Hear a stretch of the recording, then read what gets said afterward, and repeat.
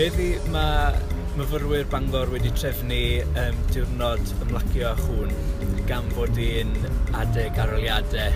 Ni'n gweithio ar y cyd gyda Guide Dogs Cymru, felly maen nhw'n dod yma gyda'i chŵn a mae'r myfyrwyr yn dod yma i ymlacio i'ch cymdeithasu gyda nhw. Mae'r prosiect yma'n fuddiol i myfyrwyr achos mae'n rhoi cyfle i nhw i gymryd cam i ffwrdd o esgiadau a dod i ymlacio chŵn a dod i nabod y pobl sydd yn rhedeg Guide Dogs Cymru a codi ymwybyddiaeth am pam angen y cŵn yma a gweithio casglu pres mwyn i mwy o bobl allu defnyddio a cael y Guide Dogs yma.